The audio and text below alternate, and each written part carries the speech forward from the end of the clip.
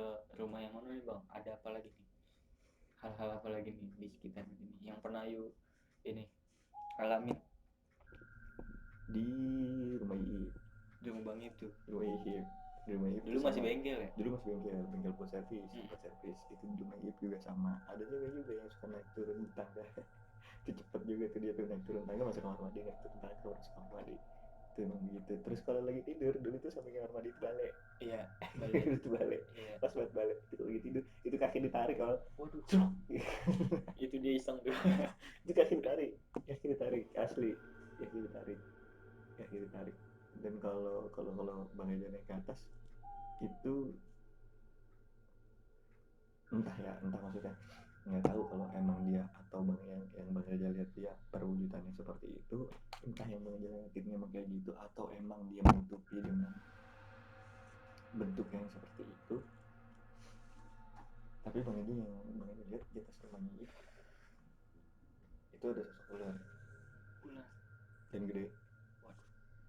Bukan kayak ular biasa, ular gede. Sampai sekarang atau Terakhir kesana nggak ngeliat lagi sih maksudnya, tapi waktu rumahnya Bang Iip masih kayu sebelum yang sekarang direnov, itu sosoknya ular di dalam kamarnya gitu. iya. Dulu kan cuma ada satu kamar Iya, kan, satu kamar. pas kita naik ke atas kan tangga itu satu kamar.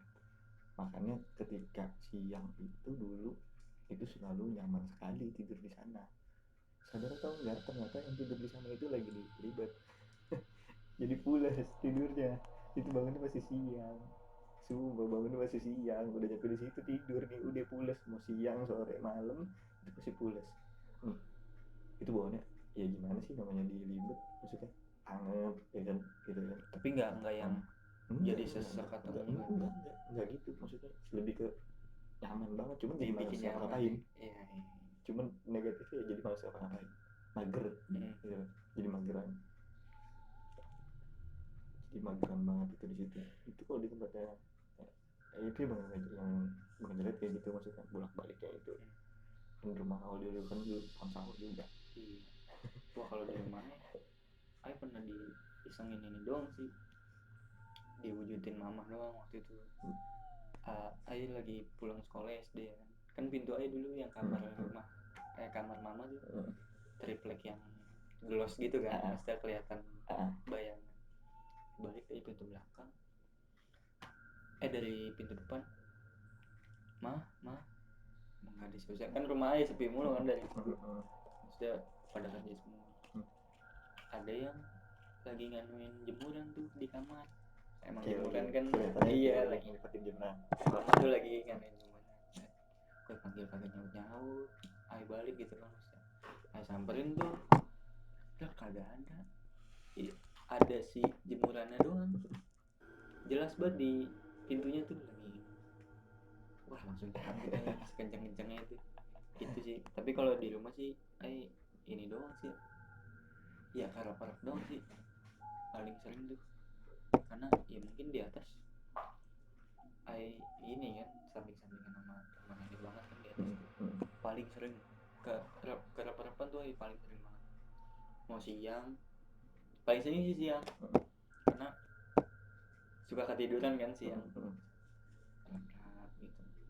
Sama ya hal pernah waktu itu nyium bau buat amis telur tuh pas naik tangga tuh 3 hari itu gak hilang. Pas yang sekarang, pasti sekarang nih udah. Wah itu nggak tahu tuh kan emang nggak bisa ngelihat ya kan, cuma bisa ngerasain. Pokoknya setiap ngelewatin tangga itu bau telur sama merinding. Udah sudah aja, pokoknya asal ngelewat situ ya bilang aja ya permisi gitu ya. Lebih ke ini sih maksudnya, bukannya kita ya kan kalau nggak mau dipercayain juga karena emang diajaran agama dikasih tahu emang udah ada gitu kan. Kita mau nggak percaya pun juga emang udah ada dari dulu pun juga udah ada maksudnya gitu loh, dan harus dipercayain gitu loh, dan ya harus karena dipercayain. kan agama kita pun ya Allah goib maksudnya, malaikat goib nggak kelihatan gitu. Emang harus dipercayain gitu, kita mau nggak percaya juga, cuman kan konteksnya bukan berarti kita harus memuja atau menyembah. Kita menghargai aja, menghargain aja, saling hargain aja. Gimana sih kita punya tetangga masing-masing caranya. Nah maksudnya kalau gue sendiri nih, kalau gue sendiri ketemu hal kayak gitu ngerasain ya gue dalam hati aja ngomong permisi di sini, iya, lebih niatnya kayak gini sebenarnya cuma ada di pelupuk mata om. Benar. Cuma ada di pelupuk mata, pasti kita ngeliatnya di sini dulu. Dan makanya biasanya kalau jalan lebih ke saran aja sih, maksudnya kalau emang lu jalan terus lu ngeliat di sini lu ada, tengok aja. Biasanya nggak ada. Kalau dari tengok tuh nggak ada, dibanding lu jalan tapi dia tetap ada di sini, terus aja di sini gitu. Better tengok aja. Sama pernah waktu itu lagi bersami di Ciseeng ya kan, gue sebut bersami. Emang kan udah jadi pembina kan, udah jadi pelatih. Anak-anak lagi api unggun tuh, api unggun gak nyala-nyala, nggak gede-gede, kagak gede-gede, cuman padahal harusnya normal ya gitu ya. Langsung gede. Itu minyak tanah udah banyak banget bang.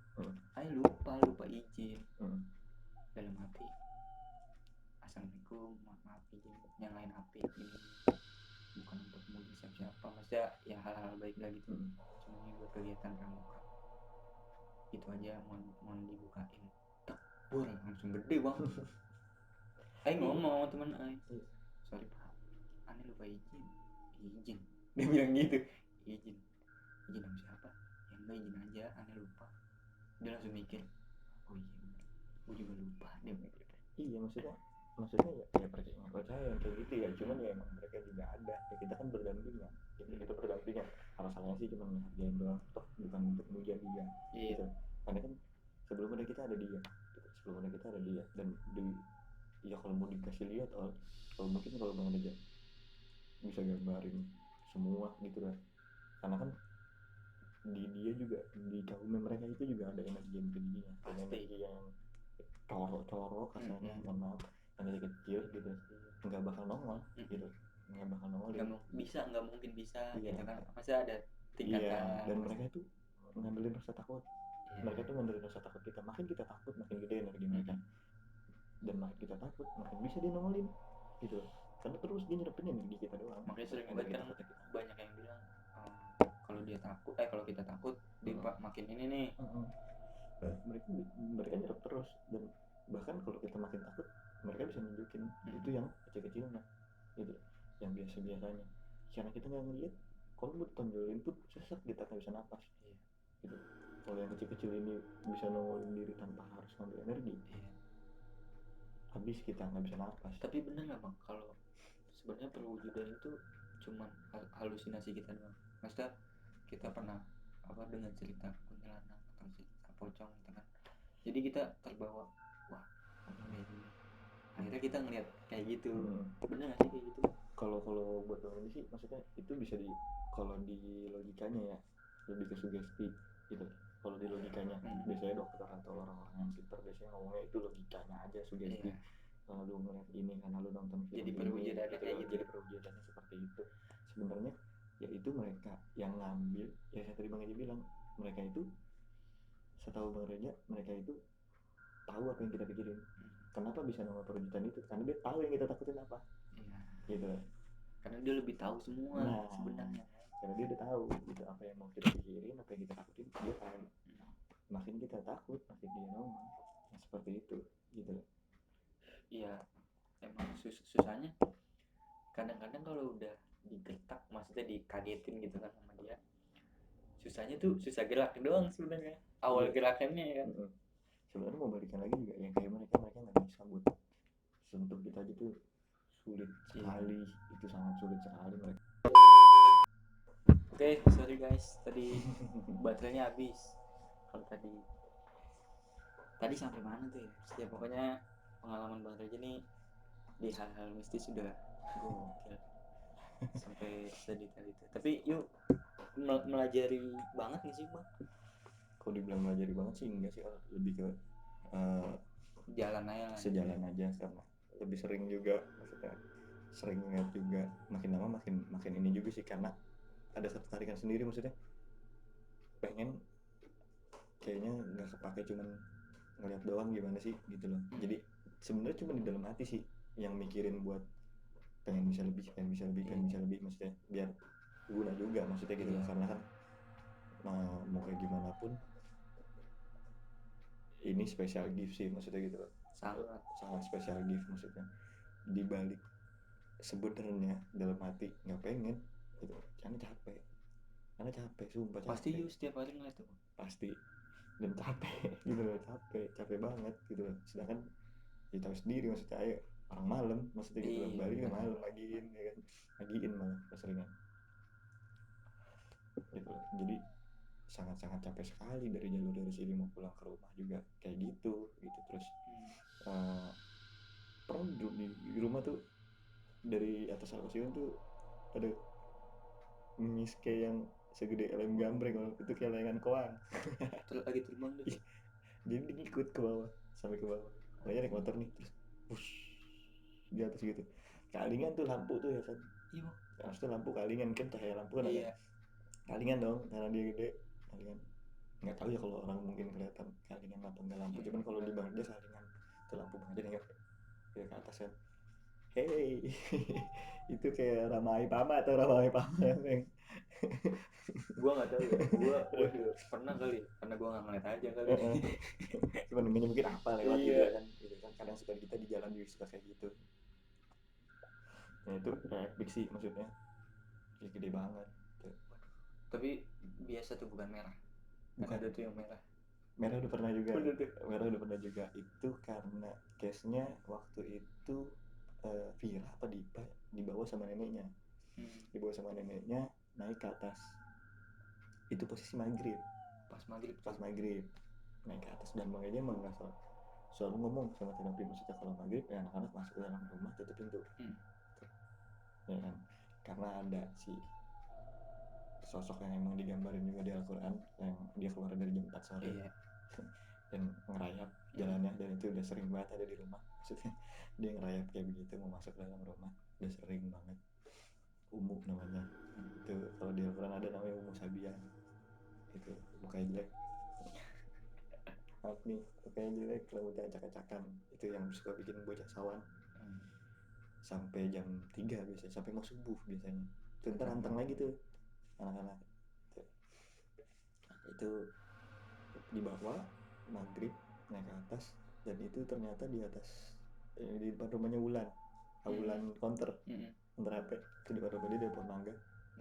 Nah itu ada di situ yang warna merah tuh di situ, dan resep ternyata sama si Vira. Sama anak Bang Eja, entah Vira apa Dipa waktu itu lupa.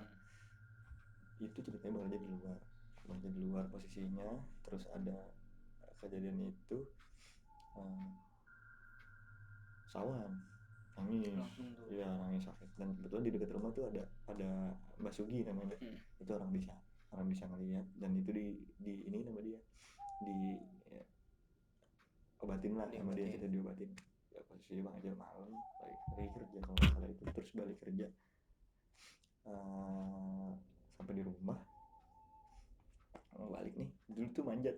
Dulu Bang Eja tuh di pintu tuh manjat dulu tuh, kalau mau balik tuh ada batang pohon mangga gitu, terus manjat pegangan manjat pegangan gitu kan dari samping, sampai dia dikunci biar nggak bangun kan. Tapi dulu tuh belum di ada pagar besi tuh, dulu masih bisa masuk dari samping, makanya manjat. Dan ketika manjat pun juga ada yang surprise. Pas manjat pegangan begini kok dingin sebelah, kan disitu dingin sebelah nih, tangan sebelah kanan nih dingin ya kan. Nengok ke atas ada kakinya doang. Kepegang. Itu loncat langsung, kaget, refleks kan, kaget. Terus naik lagi, pas udah lama pas nengok itu kayak super saya terus gini-gini di depan jendela kamar gitu. Dia madep ke kamar doang, nggak nengok, tapi emang kayak Medusa gitu, kayak rambut ular ya kan. Terus gue udah nengok ngeliat mungkin di angin ada Bang Eja, nggak ngerti entah itu kontak energi gitu gimana ya, maksudnya dia mundur gitu aja udah kayak ya udah sudah gitu.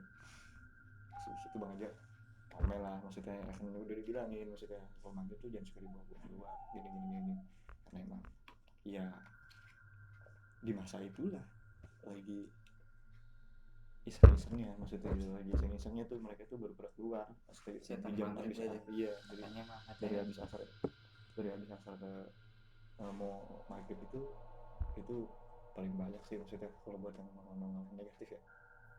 Oke Bang, pesan-pesan apa nih Bang yang mau disampaikan Bang tentang hal-hal kayak gitu ya? Maksudnya yang bisa ngeliat atau yang sering digangguin gitu, caranya gimana? Lebih ke gini aja sih, maksudnya kalau yang emang kita sensitif bisa ngerasain dan lain segala macam, ya mereka sih basically sama kayak orang lain juga, sama kayak kita ngehargain orang lah. Itu kita di tempat manapun, dimanapun kita lagi doing activity, kita lagi kerja gitu. Bahkan kan banyak pengalaman orang juga di tempat kerja juga ada, bahkan di tempat ibadah pun ada. Lebih ke menghargain aja sih sedikit, mau entah itu permisi, entah kita lagi jalan di jalanan kita klakson dengan gitu, cara masing-masing, dengan cara masing-masing, entah itu kita berdoa karena kita takut segala macam. Berdoa sih penting sih, maksudnya gitu, kayak kita mau keluar rumah kita doa, kita naik kendaraan mau pulang kita doa, itu wajar, itu hal yang paling simple lah. Kalau yang nggak bisa lihat gitu ya kan, kalau yang nggak bisa lihat udah just doa aja gitu loh, just doa aja simpelnya. Terus kalau yang emang sensitif, ya udah karena kita bisa lihat atau kita bisa ngerasain, ya udah kita kasih sign gitu ke dia kalau kita tahu ada dia dan kita ngargain dia. Entah itu yang bisa komunikasi ya komunikasi lah, kalau yang bisa klaksonin motor lah, atau yang bisa cuma ngerasain tapi nggak bisa kontak langsung, itu bisa ngomong dalam hati kah gitu ya kan, minta izin, minta permisi atau lain-lain segala macem, yang masalahkan sembarangan lain-lain segala macam kan itu banyak case-nya gitu loh. Kalau kita permisi kan ya mereka lah ya kayak orang biasa, maksudnya gitu loh, kayak orang biasa. Event itu pasti mereka ngerti kok, maksudnya pasti mereka ngerti, entah itu senang atau enggak, kondisinya pasti ngerti, karena kita ya diciptakan emang bareng gitu loh, diciptakan emang ada dulunya buat ya buat berdampingan gitu. Jangan lu jadi alasan, oh gue paling sempurna nih, gue makhluk paling sempurna, lu di bawah gue gitu, lu gak bisa nyentuh gue kan gitu. Nggak, kalau itu kan takabur jatuhnya gitu. Semakin lu takabur kayak gitu, ada beberapa sih memang yang mereka malah seneng. Wah ini tipe nih sama gue nih, sombongnya gitu loh, ya, angkuhnya dan segala. Jadi dia malah seneng. Jadi jatuhnya dia malah seneng ngikut. Itu kan yang kasihan nanti orang-orang yang di rumah yang nggak tahu apa-apa. Karena sadar atau enggak, Bang Eja pun juga pernah ikut ke bawah sampai di rumah, terus bawahnya jadi emosi lain-lain segala macam, tanpa sadar ternyata mereka tuh paling seneng. Entah kenapa ya, kalau menurut Bang Reja sih mereka seneng tuh di sini. Ini titik buta kita nggak tahu. Jadi kalau pulang biasanya Bang Eja lebih ke sarannya sih ya, kalau udah pulang wudhu, coba untuk ambil wudhu terus usap belakang lehernya, karena mereka seneng gitu, mereka seneng di belakang sini gitu, karena titik buta kita gitu. Makanya karena kita suka ngerasa berat di sini gitu, dan di sini itu kita sering atau merinding duluan tuh biasanya di sini, karena ya mereka ngincer sini, ini titik buta kita nggak bisa lihat ada mereka, karena mereka juga sadar kalau kita itu ada yang sensitif, dan kalau kita lihat ya mereka diusir lah asal gitu sama orang yang sensitif. Tapi kalau di sini ini titik buta, nggak tahu sampai kita nanti bakalan sadar ketika kok perilaku kita berbeda nih kayaknya gitu, kayaknya kan lebih iya, kayaknya lebih emosi nih, kayaknya gini, kayaknya kesinggungan banget nih kayak gini, itu baru nanti bakalan berasa gitu. Jadi lebih ke balik bersih, usahain kalau emang yang udah punya keluarga atau punya anak gitu ya kan di rumah, balik tuh jangan ketemu anak dulu, atau usahain ke kamar mandi dulu, bersih dulu, wudhu dulu ya kan, terus duduk di luar dulu kalau memang udah sekiranya udah enak, udah adem, karena kita pasti dari mana-mana panas dan kita nggak tahu apa yang gue bawa. Bahkan kayak Bang Reja pun sering, maksudnya pulang itu ngebawa tuh sangat sering sekali malah. Makanya lebih milih untuk duduk di luar, diam. Habis itu baru ketika udah mau tidur, udah bersih-bersih lain-lain segala macam, bahkan udah bersih-bersih pun masih di luar, nggak masuk ke kamar, santai dulu, tenangin dulu, masih di luar, karena emang tahu, dan mereka tahu orang-orang yang bisa atau enggak tuh mereka tahu, dan mereka lebih senang sama orang yang bisa. Karena apa? Mereka bisa komunikasi. Niatnya sih cuman kayak, lu nih kayaknya bisa bantu gue nih, kayaknya lu bisa bantu gue deh, pengen nunjukin doang kan, kayaknya lu bisa bantuin gue dah, kayak gimana gitu. Lo ngobrol sama lu tuh kayaknya cuman bisa sama lu nih, gue sama yang lain gue cuman jadi kesannya pengganggu doang gitu kalau yang lain, karena geser kayak gini mereka sebenarnya pengen ngomong, cuman kan jadi kayak sangkanya ganggu gitu loh kesannya, karena kan kayak kita nggak tahu gitu loh kalau orang kayak gini kayak gimana sih gitu loh, dia mau apa gitu, karena kita nggak sensitif, nggak peka, kita nggak tahu dia mau ngapain, jadi dia cuma bisa ngujuk-ngujuk gitu. Tapi kan kalau orang yang bisa dia relate kan, maksudnya bisa untuk ada apaan sih nih ya, makanya Iya. dia lebih sering ngikutin, bahkan lebih banyak kalau mau dihitung ngikutin pegel capek dan segala macam banyak sekali di sini pun juga banyak sekali. Jadi, pasti lebih parah, yang sensitif itu pasti lebih parah maksudnya untuk diikutin dan lain segala macam, karena mereka ingin komunikasi, mereka ingin minta bantuan juga, maksudnya gimana caranya sih gitu loh, gue pengen ini nih, gue bahkan kalau yang wujudnya seperti orang yang kita kenal, entah itu ngebohongin gitu, karena kan mereka diciptakan untuk berbohong biasanya, banyak yang tolong inilah, ada janji inilah semua orang, tapi kadang suka relate tau. Itu kalau yang saya tahu tuh itu namanya residual energi. Iya. Jadi kayak pengulangan energi. Kalau ada misalnya nih siapalah misalnya yang udah meninggal, tapi kita sering main gitu kan, tahu di kemudian hari kita ngeliat dia ngelakuin itu, padahal itu dia udah nggak ada. Nah itu kalau yang saya baca tuh namanya residual energi itu. Iya, activity yang biasa Iya. diingin sama dia di situ. Dia. Oke, jadi itulah perbincangan keseruan cerita bisnis kali ini bersama Bang Reja. Jadi ya banyak cara lah ya, maksudnya untuk kita menanggapi atau ya kalau kita ketemu hal-hal kayak gitu banyak cara, masing-masing dengan hal positif ya. Jadi jangan lu nantang atau gimana, yang nggak baik juga kan ditantang. Kalau lu nggak bisa ngapa-ngapain ntar lu repot sendiri kan.